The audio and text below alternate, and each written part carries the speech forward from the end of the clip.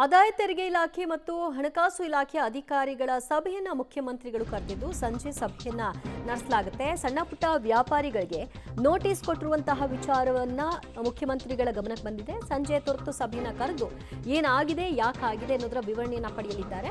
ಕಾವೇರಿ ನಿವಾಸದಲ್ಲಿ ತುರ್ತು ಸಭೆಯನ್ನ ಮುಖ್ಯಮಂತ್ರಿಗಳು ಹಮ್ಮಿಕೊಂಡಿದ್ದು ಆದಾಯ ತೆರಿಗೆ ಇಲಾಖೆಯ ಅಧಿಕಾರಿಗಳು ಮತ್ತು ಹಣಕಾಸು ಇಲಾಖೆಯ ಅಧಿಕಾರಿಗಳು ಇಬ್ಬರು ಕೂಡ ಸಭೆಯಲ್ಲಿ ಭಾಗಿಯಾಗ್ತಾರೆ. ಇಬ್ಬರನ್ನು ಕೂಡ ಮುಖ್ಯಮಂತ್ರಿಗಳು ಕರೆದಿದ್ದಾರೆ. ಸಣ್ಣ ಪುಟ್ಟ ವ್ಯಾಪಾರಸ್ಥರಿಗೆ ಯಾಕೆ ಬರೆ ಎಳಿತಾ ಇದ್ದೀರಿ?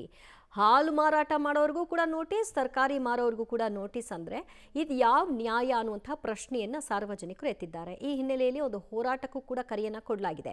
ಅದಕ್ಕೂ ಮುಂಚಿತವಾಗಿ ಏನು ಮಾಡಬಹುದು ಅನ್ನೋದರ ಹಿನ್ನೆಲೆಯಲ್ಲಿ ಮುಖ್ಯಮಂತ್ರಿಗಳು ಸಭೆಯನ್ನ ಕರೀತಾ ಇದ್ದು ಮುಖ್ಯಮಂತ್ರಿಗಳ ಸಭೆಯ ನಂತರದಲ್ಲಿ ಏನೆಲ್ಲ ಬೆಳವಣಿಗೆಗಳಾಗುತ್ತೆ ಅನ್ನೋದು ಸದ್ಯದ ಕುತೂಹಲ. ಆದರೆ ಈಗ ವರ್ತಕರು ಏನು ಹೇಳ್ತಾ ಇದ್ದಾರೆ ಅಂದ್ರೆ ನೀವು ಕೊಟ್ಟಿರುವಂತಹ ನೋಟಿಸ್ ನಾವು ಸ್ವೀಕಾರ ಮಾಡಿದ್ದೀವಿ, ಆದರೆ ನಾವು ಯಾವುದೇ ಕಾರಣಕ್ಕೂ ಟ್ಯಾಕ್ಸ್ ಕಟ್ಟಲ್ಲ, ಟ್ಯಾಕ್ಸ್ನ ಮನ್ನಾ ಮಾಡಿ ಅನ್ನುವಂತಹ ಪ್ರಶ್ನೆ. ಮುಂದಿನ ದಿನಗಳಲ್ಲಿ ಏನು ಬರುತ್ತೆ ವರ್ಷ ಅದನ್ನು ನಾವು ಭರ್ತಿ ಮಾಡ್ತಾ ಹೋಗ್ತೀವಿ, ಅದರಲ್ಲಿ ನಾವೇನು ಹಿಂದೇಟು ಹಾಕಲ್ಲ. ಸಡನ್ ಆಗಿ ಲಕ್ಷ ಕಟ್ಟಿ ಅಂದರೆ ಎಲ್ಲಿಂದ ಕಟ್ಟೋದು ಅನ್ನೋ ಅವರ ಪ್ರಶ್ನೆ.